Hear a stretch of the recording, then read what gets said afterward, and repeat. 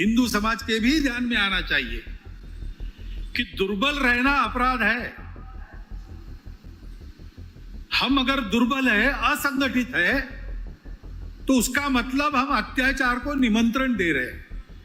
निमित्त कुछ नहीं चाहिए, हम दुर्बल है, यह निमित्त पर्याप्त है। इसलिए जहां कहीं भी हम हैं, वहां संगठित रहना, सशक्त रहना, किसी से शत्रुता नहीं करना, हिंसक नहीं बनना, योगदान देने वाले बनना, परंतु इसका अर्थ दुर्बल रहना नहीं। क्या हुआ? उसके कुछ तात्कालिक कारण और पहलू है, ये बात ठीक है, लेकिन इतना बड़ा उत्पाद तो उससे नहीं होता।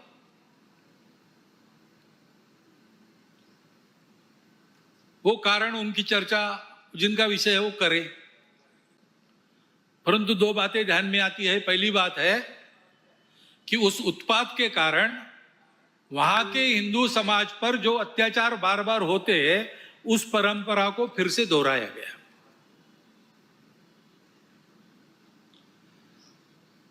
पहली बार वहां का हिंदू संगठित होकर अपने बचाव में रास्ते पर आया, इसलिए कुछ बचाव हो गया। परंतु कहीं कोई गड़बड़ हो, दुर्बलों पर अपना गुस्सा निकालने की ये जो कट्टरपन की प्रवृत्ति है, वो प्रवृत्ति जब तक वहां विद्यमान है, तब तक वहां की हिंदू क्या, वहां के सभी अल्पसंख्यक, उनके सर पे खतरे की तलवार लटकी रहेंगी। उनको आवश्यकता है मदद की।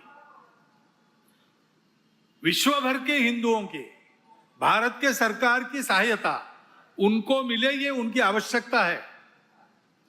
परंतु इससे ये ध्यान में आता है, और ये ध्यान में आना चाहिए, हिंदू समाज के भी ध्यान में आना चाहिए कि दुर्बल रहना अपराध है।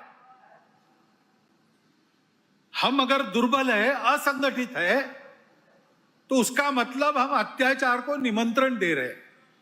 निमित्त कुछ नहीं चाहिए, हम दुर्बल है, यह निमित्त पर्याप्त है। और इसलिए जहां कहीं भी हम हैं, वहां संगठित रहना, सशक्त रहना,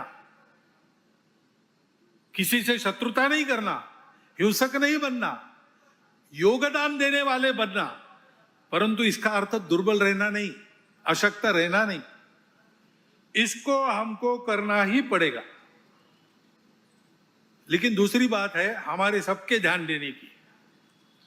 अब वहां चर्चा ऐसी चलती है बांग्लादेश में कि भारत से हमको खतरा है, और भारत से खतरा है इसलिए पाकिस्तान को साथ लेना चाहिए, वही हमारा प्रामाणिक मित्र है, और दोनों मिलके, क्योंकि उनके पास न्यूक्लियर वेपन्स है, हम भारत को रोक सकते हैं।